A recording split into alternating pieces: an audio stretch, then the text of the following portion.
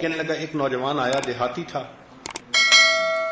اور اس کو بیماری ایسی تھی کہ وہ کہتا تھا کہ گلا دب رہا ہے، گلا دب رہا ہے، اور شور مچاتا تھا اور اس کا چہرہ سرخ ہو جاتا. تو کہتے ہیں کہ مجھے اس سے بڑی ہمدردی ہوئی، میں اس کی بڑی تیمارداری کرتا رہا. تو اس کا والد آیا تو وہ مجھے ایک طرف لے جا کر کہنے لگا کہ اس کا اتنا نہ کریں، یہ اپنے کیے کی سزا بھگت رہا ہے. میں نے پوچھا کیا؟ کہنے لگا اس نے پسند کی شادی کر لی، اور اس کی بیوی جو تھی وہ ماں کے خلاف بھڑکاتی تھی، اور بیوی کے بھڑکانے پر یہ ماں کو آ کے کہتا تھا خبردار تو نے کوئی بات کی میں تیرا گلا دبا دوں گا.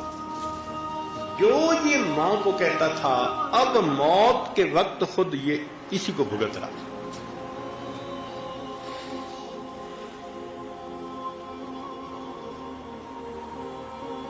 تو موت کی تیاری ایک اہم کام ہے. جنہوں نے موت کی تیاری کی ہوتی ہے وہ موت کے فرشتے کو دیکھ کے خوش ہو جاتے ہیں. کتنا اچھا مہمان آیا، میں تو پچھلے 18 سال سے تمہارا انتظار کر رہا تھا. سری سکتی رحمۃ اللہ علیہ فرماتے ہیں کہ ہم بیٹھے ہوئے تھے، ایک آدمی آیا اور کہنے لگا کہ یہاں کوئی اچھی جگہ ہے جہاں کوئی بندہ مر سکے. کوشچن دیکھیں کہ کوئی اچھی جگہ ہے جہاں کوئی مر سکے. تو کہنے لگے ہم بڑے حیران ہوئے. تو کنواں تھا قریب، چھوٹی سی مسجد بھی تھی، لوگ نماز پڑھتے تھے وہاں. ہم نے کہا بھائی وہ کنواں بھی ہے، مسجد بھی ہے، سائے دار جگہ ہے. وہ وہاں گیا، اس نے جا کے وضو کیا، نماز پڑھی، اور پھر جیسے کیلولا کے لیے کوئی لیٹتا ہے لیٹ گیا. جب ظہر کا وقت ہوا تو ہم اٹھے کہ چلو نماز پڑھتے ہیں، اور ہم نے کہا کہ اس کو جگا دیں. جب اس کو جگایا تو پتہ کیا واقعی وہ فوت ہو چکا تھا. تو جنہوں نے تیاری کی ہوتی ہے وہ یوں جاتے ہیں.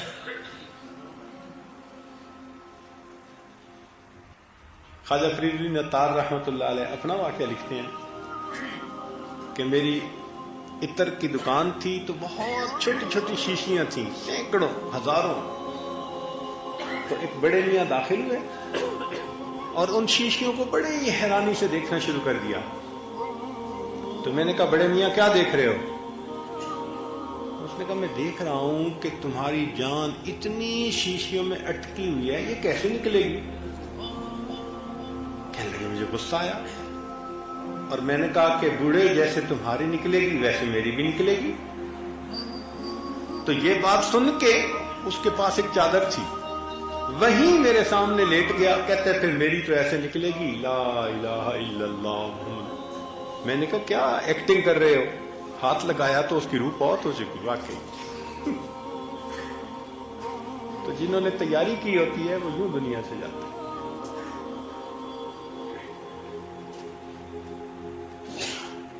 ایک بزرگ تھے، ان کی بیٹی کا نام تھا حفصہ، 3 سال کی چھوٹی سی تھی. تو ایک دن ان کے اوپر آخری وقت تھا، تو وہ بچی آئی اور وہ اپنے ابو کے ساتھ کھیلنا چاہتی ہے. تو پہلے تو وہ اپنی بیٹی کو لیٹے ہوئے اپنے ساتھ لٹا لیتے تھے، سینے پہ لٹا لیتے تھے، بچی کھیلتی تھی. اس دن وہ اس سے ریسپونڈ نہیں کر رہے تھے. تو بچی آئی چھوٹی سی، اس نے ابو ابو کہا. جب اس نے دیکھا کہ کوئی ریسپانس نہیں تو وہ دوسرے کمرے میں جا کر رونے لگ گئی. ماں نے پوچھا کیوں روتی ہو؟ اس نے کہا ابو مجھ سے بات نہیں کرتے، اب میں نے ابو سے کاٹی کر لی، میں نے ابو سے بات نہیں کرنی. تو ماں نے اس کو تسلی دی، دلاسا دلایا، اور میں تمہیں ابو کے پاس لے چلتی ہوں. اس کو لے کے آئی اور پھر اپنے خامد کو کہنے لگی کہ دیکھیں نا یہ بیٹی آپ کے ساتھ ناراض ہے، آپ اس بیٹی کو منا لیں. بیٹی آپ سے ناراض ہے، حفصہ ناراض ہے، تو آپ حفصہ کو منا لیں. تو جب یہ کہا تو ان بزرگوں نے آنکھ کھولی اور کہنے لگے کون سی حفصہ اور کیسی حفصہ، ہم نے تو اپنے یار کو منا لیا. لا الہ الا اللہ. कदमात बहुत हो। तो मौत के वक्त इंसान फिर सोचता है कौन सी हफ्सा और कैसी हफ्सा। ये दुनिया की नफसानी शैतानी मोहब्बतें, ये दुकानें, ये फिर हफ्साएं नजर आती हैं सारी। कौन सी हफ्सा और कैसी हफ्सा। हमने तो अपने यार को मना लिया, ला इलाहा इल्लल्लाह। तो कोशिश करनी चाहिए कि हम अपनी मौत की तैयारी अपने जीते जागती हालत में करें। मरने के बाद तैयारी नहीं होगी। जो मौत की तैयारी करते हैं, सुभान अल्लाह। हजरत मौलाना अहमद अली लाहौरी रहमतुल्लाह अलैह बहुत कसीरुल बुका थे। बस हर वक्त आंसू टपकते रहते थे, अल्लाह के खौफ से डरते रोते रहते थे। वफात हुई तो किसी ने ख्वाब में देखा तो पूछा, हजरत क्या हुआ? कहने लगे अल्लाह ताला के हुजूर पेशी हुई। तो रब्बे करीम ने पूछा कि अहमद अली तो मुझसे इतना क्यों डरता था? अहमद अली तो मुझसे इतना क्यों डरता था? कहने लगे मैं तो और डर गया कि मैंने पढ़ा हुआ था मन्नू के शकील हिसाब फकत उज़्ज़िबा। तो जब पूछा कि तू क्यों डरता था तो मैं तो घबरा गया। जब मैं घबरा गया तो फरमाने लगे आज भी तू डर रहा है, आज तो तेरी खुशी का दिन है। हमने तेरी भी मगफिरत की और जिस कब्रिस्तान में तुम्हें दफन किया उस कब्रिस्तान के सब गुनहगारों की मगफिरत करवा। एक ऐसे लोग भी होते हैं कि जहां दफन हो जाते हैं तो कब्रिस्तान के सब गुनहगारों की बख्शिश हो जाती है।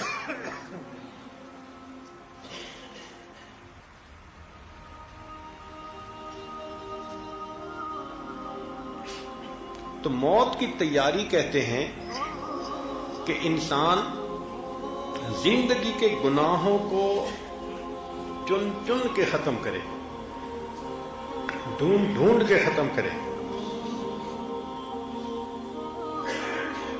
और अपने मामलात को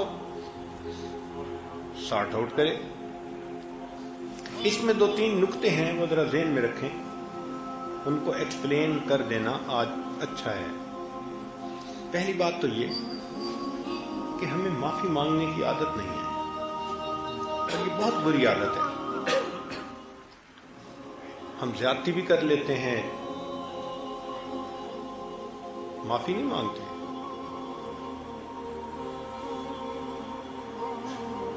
बहुत ही कोई कोशिश करेगा तो सॉरी कह देगा। सॉरी तो माफी नहीं ना होती, ये तो तरीका भी किसी और का है। माफी मांगे, कहें जी प्लीज मुझे माफ कर दें, ये अल्फाज कहने चाहिए। हामिल बीवी से माफी मांग ले, कोई हर्ज नहीं। बीवी हामिल से माफी मांग ले, कोई हर्ज नहीं। क्या रुकावट है? हमारे हज़रत मुर्शिद आलम रहमतुल्लाह अलैह का वाक़या है कि घर में वुजू कर रहे थे और वालिदा साहिबा वुजू करवा रही थी, पानी डाल रही थी। अब वो पानी डालते हुए जरा ध्यान किसी दूसरी तरफ गया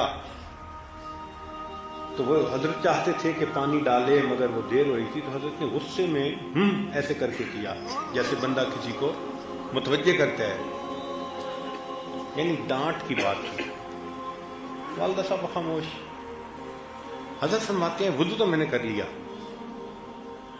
वुजू करके जब मैं मस्जिद की तरफ आने लगा तो मेरे दिल में ख्याल आया कि अभी तो मैंने मामूली सी बात पर बीवी को डांटा है और अभी रब के सामने जाके हाथ बांध के खड़ा हूंगा तो मेरी नमाज कहां कबूल होगी। तो मैंने एक बच्चे को भेजा मस्जिद में कि जाके बता दो कि मैं आ रहा हूं, मेरा इंतजार करें। हमारे हजरत मुर्शिद आलम रहमतुल्लाह अलैह पूरी जिंदगी जमात की इमामत खुद फरमाते थे। अल्हम्दुलिल्लाह, ये आदत मुबारक है। तो हजरत ने पैगाम भेज दिया कि भाई मैं पहुंच रहा हूं तो आप लोग मेरा इंतजार करें। और हजरत फरमाते हैं कि मैं वापस घर आया और अहलिया देख के हैरान, आप मस्जिद नहीं गए? میں نے کہا کہ بھئی مجھ سے غلطی ہوئی کہ میں نے جلد بازی میں آپ کو ڈانٹ دیا، آپ پلیز مجھے معاف کر دیں. تو وہ مسکرا پڑی کہ نہیں کوئی ایسی بات نہیں، اللہ تعالیٰ آپ سے خوش ہو. کہنے لگے اس کے بعد میں مسجد میں آیا اور اب آ کر میں نے نماز کی امامت کروائی کہ اب میں نماز کی امامت کروانے کے قابل ہوں.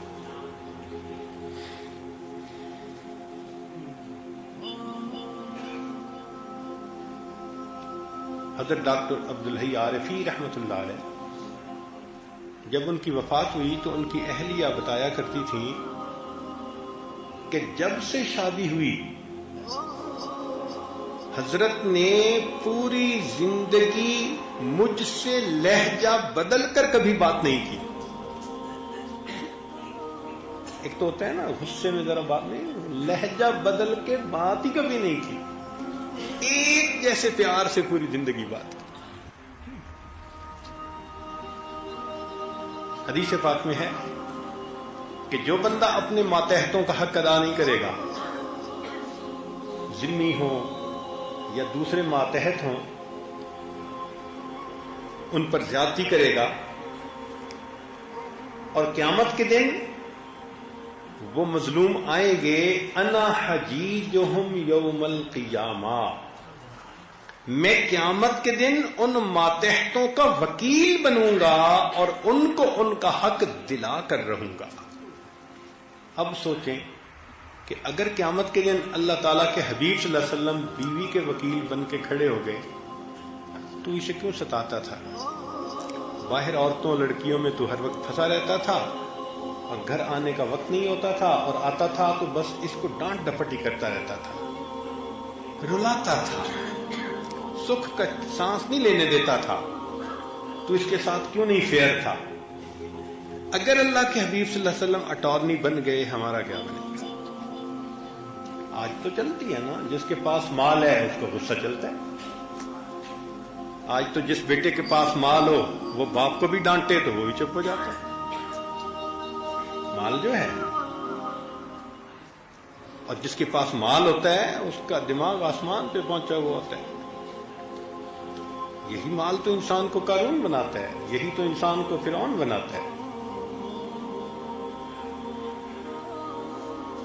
اور پھر بندہ کہتا ہے جو میں کہوں گا وہ ہوگا، جو میں کہوں گا.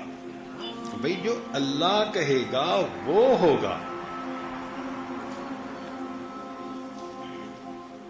اب بھی اسی سفر میں جب یہاں آنا تھا تو راستے میں ایک فیملی کا معاملہ تھا، تو پتہ چلا کہ حافظ صاحب ہیں، تہجد پڑھتے ہیں، نماز پڑھتے ہیں، تکبیر اللہ قضا نہیں ہونے دیتے، خوب دین کا کام کرتے ہیں، پورے 9 سال سے بیوی کو اپنے والدین سے نہیں ملنے دیا. کہتے ہیں میرا حکم ہے تم نہیں جا سکتی. بیوی حافظہ ہے، عالمہ ہے، روتی ہے، میں کیا کروں، مجبور ہوں. اب بتائیں دین داروں کا یہ حال ہے. خود اپنے ماں باپ کو ملنے سال میں 3 دفعہ جاتے ہیں، بیوی پہ پڑھ لیں. بھائی کیا وجہ، کیوں نہیں؟ بس مجھے اچھا نہیں لگتا کہ تم وہاں جاؤ. اس کا مطلب یہ کہ دوسرے کے احساسات کا لحاظ ہی نہیں کچھ. تو دنیا میں تو انسان یہ سب نا انصافیاں کر لیتا ہے، مگر آخرت کا دن تو ہے نا، امتحان کا دن اور فیصلے کا دن، یوم التغابن، فیصلے کا دن. اے انسان، اس دن یا تو زندگی کی بازی جیت جائے گا یا زندگی کی بازی ہار جائے گا. وہ ہار جیت کر لینا. تو ہمیں دنیا میں اس دن کے لیے تیاری کرنی ہے. اس لیے نبی اسلام نے فرمایا کہ الکیس من دان نفسہ وعمل لما بعد الموت. عقل مند وہ انسان ہے.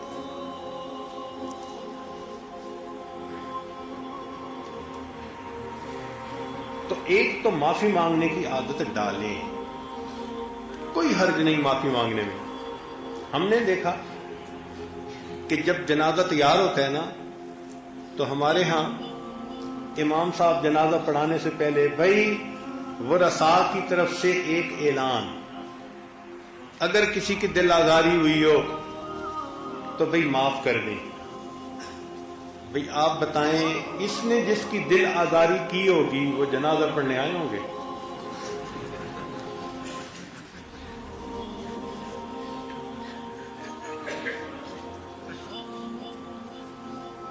اب اعلان کا کیا فائدہ؟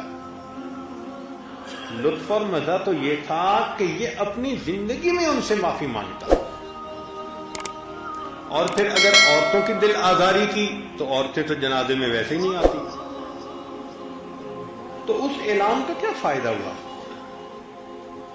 زندگی میں معافی مانگنے کی عادت بنا لے. ہمارے ایک قریبی رشتہ دار بزرگ تھے، اتنی خوبصورت ان کی عادت تھی، جس کسی سے ملتے تھے السلام علیکم، بھئی آپ کے تو میرے اوپر بہت حقوق ہیں اور میں تو نہیں خیال کر سکا، آپ مجھے اللہ کے لیے معاف کر. بڑوں کو بھی یہی، ساتھ والوں کو بھی یہی، اپنے چھوٹوں کو بھی یہی کہتے تھے. جو ملتا تھا سلام دعا، اور سلام دعا کے بعد ہٹتے ہوئے بھئی آپ کے تو میرے اوپر بہت حقوق اور میں پورے نہیں کر سکا، آپ مجھے اللہ کے لیے معاف کر. ہر بندے سے یہ ان کے عمل کو دیکھ کے تو تب محسوس ہوتا تھا کہ واقعی بندے کو اس طرح ہر کسی سے معافی مانگنی چاہیے. چھوٹوں سے بھی مانگے، بڑوں سے بھی مانگے، پہلے ہی معافی مانگ لے. ڈھیٹ بن کے اپنی غلطی کو تسلیم نہ کرنا یہ شیطان کا شیوا ہے. اپنی کوتاہی کو مان لینا یہ آدم علیہ السلام کی صفت ہے، یہ ایک نبی کی صفت ہے. تو ہمیں معافی مانگ لینی چاہیے. دوستوں سے معافی مانگنے میں کیا رکاوٹ ہے؟ اہل خانہ سے، چھوٹوں سے، بڑوں سے، سب سے معافی مانگنے میں کیا رکاوٹ ہے؟ تو پہلی بات کہ معافی مانگنے کی عادت بنائیں. جی غلطی ہو گئی، آپ معاف کر دیں. غلطی ہو گئی، معاف کر دیں.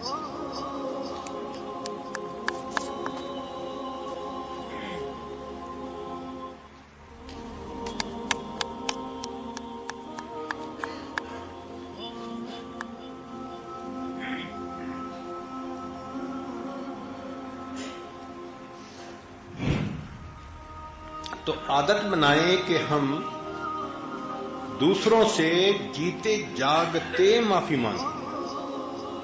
کوئی حرج نہیں، کوئی رکاوٹ نہیں.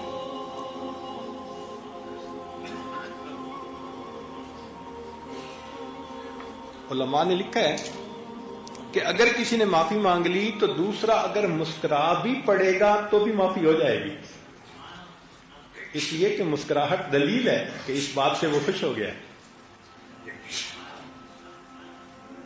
تو زندگی میں معافی مانگنا بہت آسان، اور قیامت کے دن معافی مانگنا سب سے زیادہ مشکل کام.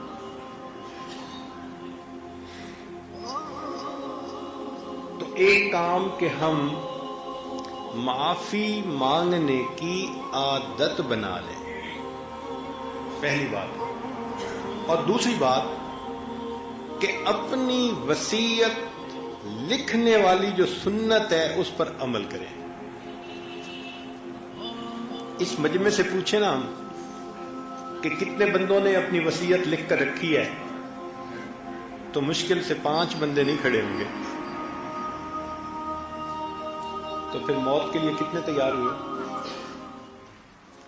اس کا مطلب ہے موت کے لیے نہیں تیار. کہتے ہیں کہ موت کے لیے ہم تیار ہیں، کہاں ہیں تیار؟ ہم نے اپنے معاملات کو سمیٹا کہاں ہے؟ تو اس کے لیے علماء سے رجوع کریں اور ان کے پاس 1 گھنٹہ بیٹھ کے مسئلے سمجھیں کہ میں اپنی زندگی میں کیا کیا کتنا دے سکتا ہوں، تیسرا حصہ کیا، اور باقی کیسے شرعن تقسیم ہوگی؟ کیونکہ مرنے کے بعد بھائی تو بہنوں کو حصے نہیں دیتے الا ماشاء اللہ، وہ تو قسمت والے لوگ ہوتے ہیں، بہت ہی متقی جو بہنوں کا حصہ نکالتے ہیں، ورنہ تو عام دستور یہ ہے کہ بس جو حصہ ہوتا ہے وہ سب بھائیوں کے نام آ جاتے ہیں، اور کئی جگہوں پہ بیوی کے ہاتھوں میں آ جاتا ہے۔ شریعت کتنی خوبصورت ہے، اس نے سب کے حصے پہلے سے نکال کے رکھے کہ بھئی یہ حصے ہیں، اس کے مطابق تقسیم ہوگا۔ تو اس مسئلے کو علماء کے پاس بیٹھ کے سمجھیں اس چیپٹر کو، اور جیسے وہ سمجھائیں تو اپنے گھر والوں کو اس کے مطابق ہدایات کریں، لکھ کے رکھیں کہ بھئی یہ ہے، تاکہ آپ اپنی ڈیوٹی کو پورا کر سکیں۔ پھر وہ رسپانسبل بنیں گے جنہوں نے اس پر عمل نہیں کیا ہوگا، آپ چھوٹ جائیں گے۔ تو پہلا کام معافی مانگنے کی عادت ڈالنا، اور دوسرا کام اپنی وصیت کو لکھ کر رکھنا، بلیک اینڈ وائٹ میں۔ قرضہ دینا ہے تو بھی لکھیں، لینا ہے تو بھی لکھیں، جو کسی کا معاملہ ہے ایک پیج بنائیں، اور اپنے سب سے قریبی کو، چاہے وہ بیوی ہے، چاہے بھائی ہے، چاہے باپ ہے، چاہے بیٹا ہے، جو بھی ہے، اس کو وصی بنائیں، کہیں کہ بھئی دیکھو یہ میرے معاملات ہیں اور اس کو ایسے ہم نے میرے بعد آپ نے کرنا ہے۔ حضرت جابر اللہ عنہ راوی ہیں، حدیث مبارکہ سن لیجئے، ابن ماجہ کی روایت ہے۔ حضرت جابر اللہ عنہ فرماتے ہیں ان رسول اللہ صلی اللہ علیہ وسلم قال، کہ نبی علیہ الصلوۃ والسلام نے ارشاد فرمایا، من مات علی وصیۃ، جو بندہ اس حال میں مرا کہ اس نے اپنی وصیت کر دی، معاملات مالی جو بھی تھے ان کے بارے میں اس نے وصیت کر دی، زبانی کی یا لکھ کر کی، مات علی سبیل، اس کی سیدھے راستے پر موت آئی، وسنت، اور سنت کے اوپر موت آئی، ومات علی تقن، اور تقوی پر موت آئی، وشہادت، اور اس کو شہادت کی موت آئی۔ جو بندہ اپنی وصیت لکھ دیتا ہے، وصیت کر کے جاتا ہے، اللہ کے حبیب صلی اللہ علیہ وسلم فرماتے ہیں اللہ اس بندے کو شہادت کی موت عطا فرما دیتے۔ کتنا بڑا درجہ ہے یہ۔ تو اگر شہادت کی موت اس پر ملتی ہے اور ہم نے اس کام کو نہیں کیا، تو اس کا مطلب ہے تیاری تو نہیں نہ کی ہم نے۔ تو پہلی بات معافی مانگنے کی عادت، دوسری بات وصیت کر دینا، اور اپنے معاملات کو بالکل صاف شفاف شیشہ بنا دینا، اور تیسری بات کہ اگر آپ تیماردار ہیں اور کوئی دوسرا بندہ بیمار ہے تو خدا کے لیے بیمار بندے سے جھوٹ مت بولیں۔ کتنی یہ غلط بات ہے، اپنی ماں سے جھوٹ بولتے ہیں، اپنے باپ سے جھوٹ، اپنی بیوی سے جھوٹ، ہے وہ کینسر کی مریضہ، وہ ڈاکٹر نے کہا ہے ٹھیک ہو جاؤ گی، بھئی جھوٹ کیوں بول رہے ہو؟ ایک تو ہے کبیرہ گناہ، اور دوسرا یہ کہ اگر کرونک ڈیزیز ہے اور اس کی موت آ گئی تو اس کو غفلت میں مارنے کے ذمہ دار آپ بنیں گے۔